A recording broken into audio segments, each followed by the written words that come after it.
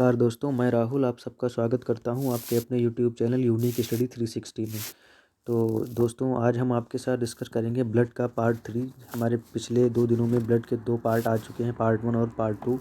Part 1 में हमने आपको बताया था कि प्लाज्मा क्या होता है, आरबीसी डब्ल्यूबीसी क्या होता है, प्लेटलेट्स क्या होते हैं, इनकी लाइफ साइकिल कितनी होती है, एक स्वस्थ ह्यूमन बीइंग के शरीर में आरबीसी डब्ल्यूबीसी और प्लेटलेट्स की संख्या कितनी होती है। पार्ट 2 में हमने आपको सिखाया था ब्लड क्लॉटिंग क्या होती है। और दोस्तों, ब्लड क्लॉटिंग में विटामिन के का क्या काम होता है, थ्रोम्बोसाइट और एरिथ्रोसाइट कैसे बनते हैं, ब्लड क्लॉटिंग कैसे होती है। तो चलिए दोस्तों, आज हम सीखेंगे ब्लड का पार्ट 3, जिसमें हम आपको बताएंगे ब्लड ग्रुप और रीसस फैक्टर के बारे में, रीसस फैक्टर पॉजिटिव और नेगेटिव निर्धारण कैसे होता है। तो दोस्तों, जैसा कि हम जानते हैं कि ब्लड जो होता है हमारा वो 2 पार्ट में होता है, एक प्लाज्मा होता है और दूसरा आरबीसी। तो दोस्तों जो ब्लड ग्रुप का निर्धारण जो किया जाता है दोस्तों, तो प्लाज्मा जो होता है, प्लाज्मा में हमारी एंटीबॉडी होती हैं। एंटीबॉडी जो 2 प्रोटीन्स होती हैं, ए और बी। और आरबीसी जो होता है, आरबीसी में हमारी एंटीजन होते हैं, एंटीजन ए और एंटीजन बी। दोस्तों, जो हमारा ब्लड ग्रुप का निर्धारण जो किया जाता है वो हमारे एंटीजन से किया जाता है, ना कि एंटीबॉडी से किया जाता है। कई बार एग्ज़ाम में ये क्वेश्चन पूछा जाता है कि निम्न में से ब्लड ग्रुप का निर्धारण कौन करता है। उसमें एंटीजन भी दिया रहता है, प्लाज्मा भी दिया रहता है, एंटीबॉडी भी दी रहती हैं और विटामिन्स भी दी रहती हैं। तो दोस्तों, उस क्वेश्चन का आंसर होता है एंटीजन, क्योंकि ब्लड ग्रुप का जो निर्धारण होता है वो एंटीजन करता है, ना कि एंटीबॉडी करता है। तो चलिए दोस्तों, देखते हैं ब्लड ग्रुप कैसे बनते हैं, कैसे पता करेंगे कि ब्लड ग्रुप किसका ग्रुप ए है, किसका बी है, किसका ए बी है, किसका ओ है। तो दोस्तों, जो ब्लड ब्लड को जो टेस्टिंग की जाती है ब्लड की, दोस्तों बेसिकली वो जो ब्लड की टेस्टिंग की जाती है उसमें कुछ खास नहीं होता है। जैसा कि आप देखे होंगे कि जो हमारे ब्लड की जो टेस्टिंग करते हैं, जो पता लगाने के लिए कि ग्रुप कौन सा है, तो उसमें आपने देखा होगा कि जो टेस्ट किया जाता है, ब्लड जो निकाला जाता है, वो 2 मिरर के बीच में रख के ब्लड को रगड़ के पतला करते हैं। पहले ब्लड को ऐसे बीच में रख के उसको पतला करते हैं, फिर उसको माइक्रोस्कोप से देखते हैं। फिर बताया जाता है कि इसमें ब्लड ग्रुप ए है या बी है या ए बी है या ओ है। तो दोस्तों, आज हम यही सीखेंगे कि वो कैसे पता कर लेते हैं मिरर के बीच में उसको पतला करके कि इसमें ए है, बी है या ए बी है। दोस्तों, वो जो पता लगाया जाता है ब्लड ग्रुप कौन सा है, वो हम आरबीसी की हेल्प से पता लगाते हैं कि इसमें ब्लड ग्रुप कौन सा है। क्योंकि जब हम एंटीजन का पता लगा लेते हैं तो हमें पता चल जाता है कि ब्लड ग्रुप कौन सा है। जैसे कि दोस्तों, मान लिया हमने किसी ब्लड को लिया और हम उसको टेस्ट करने के लिए जब जाते हैं, तो जो कि हम पहले से जानते हैं कि जो आरबीसी होती है उसका जो स्ट्रक्चर होता है वो गोल होता है। आरबीसी का स्ट्रक्चर जो होता है दोस्तों, वो गोल होता है। फिर जब हम ब्लड को टेस्ट करते हैं तो हम देखते हैं कि जब ब्लड को पतला करके जब देखा जाता है, माइक्रोस्कोपिक स्ट्रक्चर तो दिखता है ब्लड का माइक्रोस्कोप से। उसमें हम ये पता करते हैं कि जो हमारी आरबीसी है, आरबीसी के बाहर आरबीसी के बाहर अगर हमको त्रिभुज के साइड की संरचना दिखाई देती है, आरबीसी के बाहर अगर हमको त्रिभुज की संरचना दिखाई देती है दोस्तों, वो ब्लड ग्रुप ए होता है। क्योंकि हमारा ए त्रिभुज की तरह बनता है, तो जो आरबीसी के बाहर जो त्रिभुज की संरचना दिखाई देती है उससे पता चलता है कि इसमें ब्लड ग्रुप ए है। और दोस्तों, जिस आरबीसी में ब्लड ग्रुप ए होगा, जिसमें एंटीजन ए होगा, उसमें एंटीबॉडी बी होगी।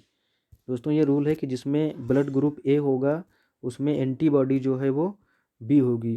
क्योंकि एंटीबॉडी का स्ट्रक्चर जो होता है वो कुछ ऐसे वाई शेप का होता है।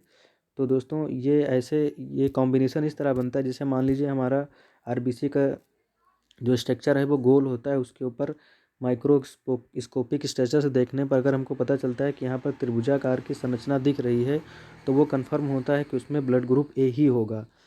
ठीक है दोस्तों, अगर ब्लड ग्रुप ए है तो हमारी जो एंटीबॉडी है वो बी होगी। क्योंकि एंटीबॉडी का स्ट्रक्चर जो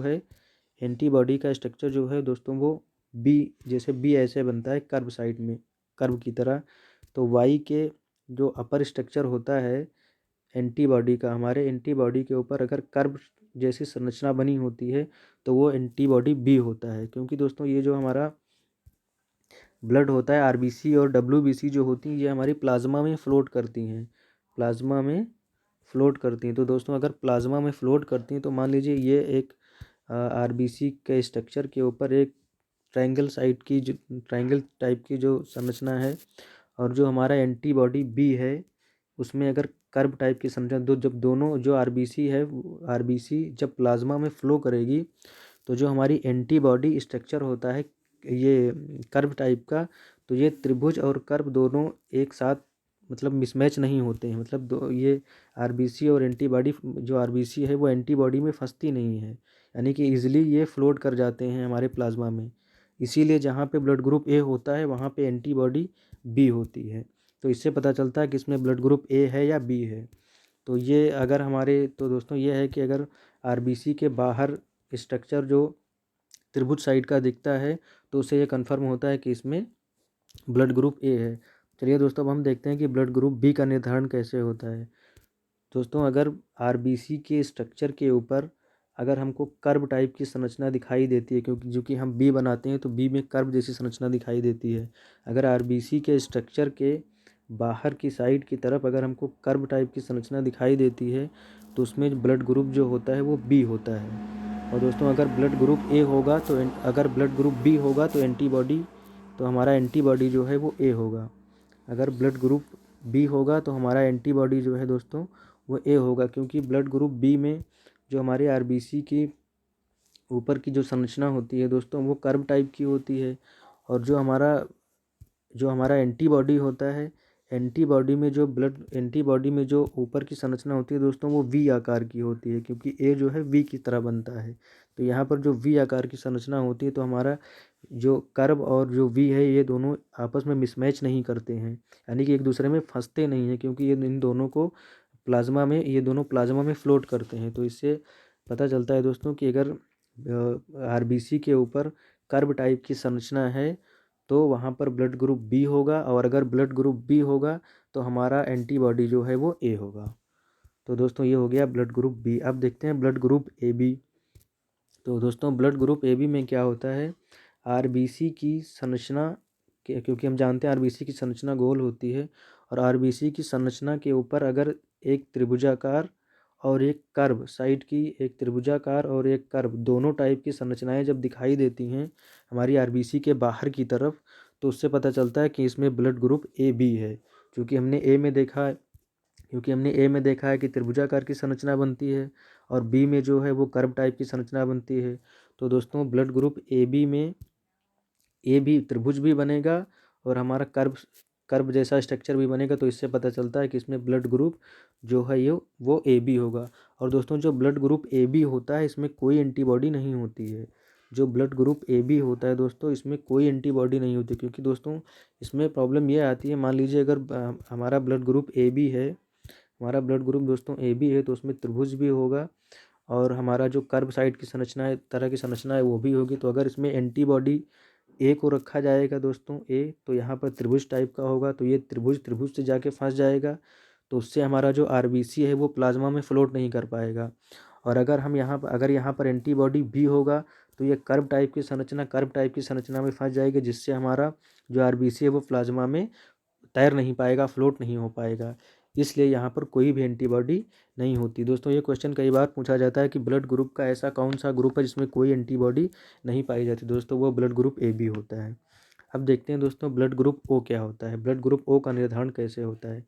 दोस्तों, अगर हमारी आरबीसी की संरचना के बाहर कोई भी स्ट्रक्चर नहीं मिलता है, ना त्रिभुजाकार मिलता है और ना कर्व टाइप का मिलता है, तो दोस्तों उससे पता चलता है वो वहाँ पर ओ ब्लड ग्रुप होगा। बेसिकली वो ओ नहीं होता है, बेसिकली वो ज़ीरो ग्रुप होता है, लेकिन उसको हम लोग ओ बोलते हैं। बेसिकली वो ज़ीरो ग्रुप होता है, क्योंकि वहाँ पर ना एंटीजन ए होता है और ना एंटीजन बी होता है, वहाँ पर एंटीजन की अनुपस्थिति होती है दोस्तों, इसलिए वहाँ ब्लड ग्रुप जो है वो ओ होता है।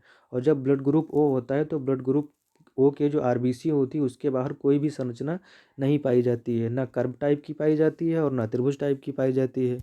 तो यहाँ पर जो ब्लड ग्रुप ओ होता है इसमें जो होता है दोस्तों दोनों एंटीबॉडी होती है, एंटीबॉडी ए भी होती है और एंटीबॉडी बी भी होती है। क्योंकि जब हमारी आरबीसी के ऊपर कोई संरचना ही नहीं तो उसमें एंटीबॉडी ए है वो भी फ्लोट कर जाएगा और एंटीबॉडी जो बी है वो भी इजीली फ्लोट कर जाएगा। तो इसीलिए दोस्तों जो ब्लड ग्रुप ओ होता है उसमें दोनों एंटीबॉडी ए और एंटीबॉडी बी भी पाई जाती हैं।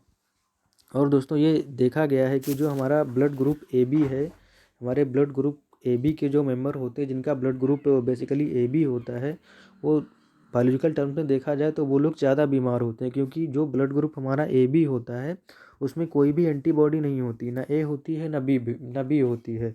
और चूँकि जो एंटीबॉडी का काम क्या होता है, एंटीबॉडी जो होती हैं वो हमारी बीमारियों से लड़ने की क्षमता को प्रदान कर, मतलब बीमारियों से लड़ती हैं एंटीबॉडी। एंटीबॉडी जो हैं वो बीमारियों से लड़ती हैं, और जब हमारे अंदर एंटीबॉडी ही नहीं होंगी तो ऑब्वियस सी बात है बीमारियां ज़्यादा असर करेंगी। तो ऑब्वियसली देखा गया है जो ब्लड ग्रुप ए बी के मेंबर हैं वो ज़्यादा बीमार होते हैं। और इसी तरह दोस्तों जो जिनका ब्लड ग्रुप ओ होता है, जिन मेंबर का ब्लड ग्रुप ओ होता है, वो लोग कम बीमार पड़ते हैं क्योंकि उनमें दोनों एंटीबॉडीज़ होती हैं।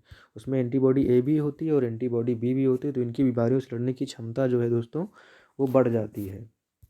तो दोस्तों बहुत ही आसान है ब्लड ग्रुप को पता करना। हम इजीली आप पता कर पाएंगे आप कि आपका ब्लड ग्रुप ए है, बी है, ए बी है या ओ है। दोस्तों बहुत आसान है, एक बार फिर से देख लेते हैं दोस्तों, एक बार क्विक रिवीजन करते हैं। जैसा कि हम जानते हैं दोस्तों, ब्लड जो होता है, ब्लड में प्लाज्मा और आरबीसी होते हैं। और जो हमारा एंटीबॉडी का जो निर्धारण किया जाता है, हमारा एंटीबॉडी का जो निर्धारण होता है वो प्लाज्मा से होता है। और हमारा जो एंटीजन का निर्धारण होता है वो आरबीसी से होता है।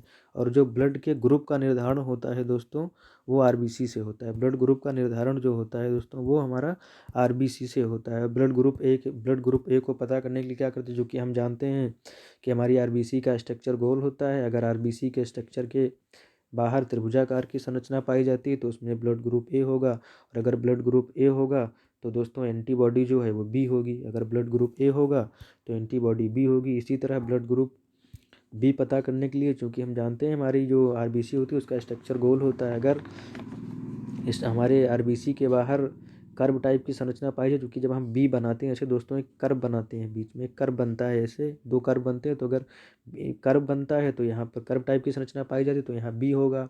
और अगर ब्लड ग्रुप बी होगा तो दोस्तों एंटीबॉडी ए होगा। इसी तरह दोस्तों जब ए बी में क्या होता है दोस्तों, ए बी में अगर हमारी आरबीसी के बाहर त्रिभुजाकार और कर्व टाइप की दोनों टाइप की संरचनाएं पाई जाती हैं तो वहाँ पर ए बी होगा। और अगर ब्लड ग्रुप हमारा ए बी होगा तो दोस्तों उसमें ना एंटीबॉडी ए होगी और ना एंटीबॉडी बी होगी, कोई भी एंटीबॉडी प्रेजेंट नहीं होगी। और दोस्तों ब्लड ग्रुप ओ में क्या होता है, ब्लड ग्रुप ओ में हमारी आरबीसी के ऊपर कोई भी स्ट्रक्चर नहीं पाया जाता है तो वो ब्लड ग्रुप ए होता है। अगर कोई भी स्ट्रक्चर नहीं पाया जाता है दोस्तों तो उसमें एंटीबॉडी ए और एंटीबॉडी बी दोनों एंटीबॉडीज उपस्थित होंगी दोस्तों। तो ऐसे ब्लड ग्रुप का निर्धारण होता है दोस्तों। अब आप 2 मिनट में आप अपना ब्लड ग्रुप खुद से चेक कर सकते हैं। अगर आपके पास माइक्रोस्कोप है, आप थोड़ा सा ब्लड लीजिए, 2 शीशे के टुकड़े लीजिए दोस्तों, उस ब्लड को बीच में रख के ब्लड को पतला कीजिए, फिर माइक्रोस्कोप से देखिए आपके आरबीसी के स्ट्रक्चर के ऊपर जैसा भी, अगर त्रिभुज टाइप का बनता है तो ए होगा, कर्व टाइप का बनता है तो बी होगा, दोनों बनते हैं तो ए बी होगा, कोई नहीं है तो ओ होगा। अगर ओ होगा तो एंटीबॉडीज़ ए और बी दोनों होंगी। अगर ए बी होगा तो कोई एंटीबॉडीज़ नहीं होगी। और अगर दोस्तों बी होगा तो ए एंटीबॉडीज़ होगी। तो ये रहा दोस्तों जो हमारा है ब्लड ग्रुप का निर्धारण कैसे होता है, कैसे हम पता करते हैं कि ब्लड ग्रुप कौन सा है। अब दोस्तों आगे देखते हैं कि रीसस फैक्टर क्या होता है।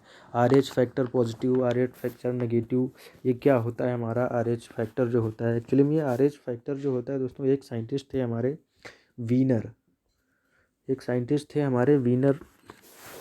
तो उन्होंने क्या देखा कि उन्होंने सबसे पहले जो एक रीसस बंदर था, रीसस मंकी, रीसस बंदर के एक ब्लड का सैंपल लिया दोस्तों। और उसमें वो चेक कर रहे थे कि इसमें ब्लड ग्रुप कौन सा है। तो उन्होंने देखा कि कुछ जो हमारे बंदर थे उनमें हमारा ब्लड ग्रुप ए था, कुछ में बी था, कुछ में ए बी था।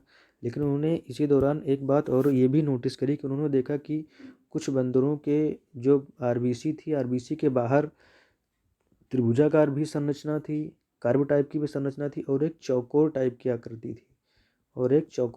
आकृति थी, तो अब उन्होंने देखा कि अगर त्रिभुजाकार है तो ब्लड ग्रुप ए होगा, कर्व है तो बी होगा, दोनों है तो ए बी होगा। लेकिन ये चौथा जो तीसरा जो आ गया ये क्या है। तो उन्होंने कई बंदरों के ब्लड का सैंपल इकट्ठा किया और फिर वो बार बार चेक करके यही देख रहे थे कि किसमें चौकोर आकृति पाई जाती है और किसमें नहीं। तो उसमें बहुत सारे बंदर रहते थे जिसमें सिर्फ ए मिलता था, कुछ में बी मिलता था, कुछ में ए बी मिलता था, कुछ ऐसे भी थे जिसमें कुछ नहीं था, और कुछ बहुत सारे ऐसे भी थे जिसमें हमारा चौकोर आकृति भी बनती थी, ए भी बनता था, बी भी बनता था। तो उन्होंने इससे यह निष्कर्ष निकाला कि जिन बंदरों में चौकोर आकृति, जिन बंदरों की आरबीसी के बाहर चौकोर टाइप की आकृति पाई जाती है, जिन बंदरों में आरबीसी के बाहर चौकोर टाइप की आकृति पाई जाती है, उनको उन्होंने RH पॉजिटिव कहा, और जिन बंदरों के आरबीसी के बाहर चौकोर आकृति नहीं पाई जाती है, उनको उन्होंने RH नेगेटिव कहा। तो दोस्तों ये जो रीसस फैक्टर है, ये Rhesus factor positive, Rhesus factor negative. दोस्तों रीसस फैक्टर पॉजिटिव का मतलब है कि आप में चौकोर आकृति भी है, आप में त्रिभुजाकार आकृति भी है, और आप में कर्व टाइप की आकृति भी है। और माइनस का मतलब है दोस्तों, नेगेटिव का मतलब है कि उसमें ना तो एंटीजन ए है, ना बी है, और ना चौकोर टाइप का एंटीजन है, वो भी नहीं है दोस्तों। ये होता है दोस्तों, इसे कहते हैं रीसस फैक्टर। जिसमें प्रेजेंट बायोलॉजी में एक्चुअली बायोलॉजी में होता क्या है, जो चीज़ प्रेजेंट होती है वो पॉजिटिव होती है, और जो नहीं होती है वो नेगेटिव होती है। तो इसी आधार पर ये पॉजिटिव और नेगेटिव रखा जाता है, RH पॉजिटिव और RH नेगेटिव। फिर देखते हैं दोस्तों, ब्लड में जो है डोनर और एक्सेप्टर का कॉन्सेप्ट होता है। तो डोनर कौन होता है, रिसीवर कौन होता है। तो दोस्तों जो ब्लड ग्रुप जो O होता है, जो ब्लड ग्रुप A होता है, ये यूनिवर्सल डोनर होता है। ये जो है यूनिवर्सल डोनर होता है। ब्लड ग्रुप A जो है ये यूनिवर्सल, ब्लड ग्रुप O जो है वो यूनिवर्सल डोनर होता है। और ब्लड ग्रुप O में O नेगेटिव जो होता है वो यूनिवर्सल डोनर होता है। ब्लड ग्रुप O में जो O नेगेटिव होता है वो यूनिवर्सल डोनर होता है। O नेगेटिव का मतलब है दोस्तों, ना यहाँ पे कर्व की संरचना है, ना यहाँ पे त्रिभुज की संरचना है, ना कर्व की संरचना है, और ना हमारी चौकोर संरचना है दोस्तों। तो इसका मतलब यहाँ पर कुछ नहीं है। जब इसमें कुछ भी नहीं है, हमारा जो ब्लड ग्रुप O होता है, क्योंकि उसमें एंटीबॉडी A और एंटीबॉडी B दोनों होती हैं, और यहाँ पर एंटीजन ना A है, ना B है, ना चौकोर एंटीजन, तो इसमें जो किसी को भी दान कर सकता है, ये यूनिवर्सल डोनर होता है। ये जो है हमारा यूनिवर्सल, इसीलिए ये यूनिवर्सल डोनर होता है। और जो हमारा रिसीवर होता है वो होता है AB। हमारा ब्लड ग्रुप AB है वो रिसीवर होता है दोस्तों। तो ब्लड ग्रुप AB में क्या होता है दोस्तों, चूँकि AB में हमने अभी देखा कि कर्व टाइप की भी संरचना होती है, त्रिभुज की भी संरचना होती है, ठीक है दोस्तों, कर्व भी होता है। तो और फिर हमने आगे पॉजिटिव का मतलब है कि इसमें रीसस फैक्टर भी उपस्थित है। तो यहाँ पे एक चौकोर संरचना भी होगी दोस्तों, यहाँ पर एक चौकोर संरचना भी होगी। तो ये यूनिवर्सल रिसीवर है दोस्तों, क्योंकि इसमें कुछ भी इंटर करिए यूनिवर्सल, क्योंकि उसके पास सब कुछ है। एंटीजन A भी है, एंटीजन B भी है, और रीसस फैक्टर भी है, इसीलिए ये रिसीवर है। और ब्लड ग्रुप O में ये तीनों चीज़ें अनुपस्थित होती हैं, इसीलिए वो यूनिवर्सल डोनर है दोस्तों। और ब्लड के साथ एक जो है एक ब्लड में इसी ब्लड के चलते दोस्तों एक चीज़ हम आपको बता दें कि इसी ब्लड की प्रॉब्लम से एक बीमारी होती है दोस्तों, जिसका नाम है एरिथ्रोब्लास्टोसिस। एरिथ्रोब्लास्टोसिस एक ऐसी बीमारी होती है दोस्तों, जो जैसे मान लीजिए एरिथ्रोब्लास्टोसिस में होता क्या है, जो हमारे मेल होते हैं उनका जो ब्लड ग्रुप होता है वो पॉजिटिव होता है, और फीमेल का जो होता है वो निगेटिव होता है। मतलब जो मेल होता है वो RH पॉजिटिव होता है, और जो फीमेल होती है वो RH नेगेटिव होती है। तो दोस्तों इसमें होता क्या है कि जो प्रेग्नेंट औरत होती है, जो प्रेग्नेंट लेडी होती है, तो उसमें कई बार देखा गया है कि जिन लोगों को बायोलॉजी के टर्म्स में कई बार मेडिकल साइंस ने प्रूव किया है कि जिनमें एरिथ्रोब्लास्टोसिस होती है वो उनके या तो एक ही बच्चा होता है, और दूसरा बच्चा जो होता है दोस्तों वो जन्म लेने से पहले ही माँ के पेट में ही ख़त्म हो जाता है, जन्म के दौरान ख़त्म हो जाएगा, या माँ के पेट में इस बच्चे की डेथ हो जाती है। वो इसी बीमारी के कारण होता है, एरिथ्रोब्लास्टोसिस।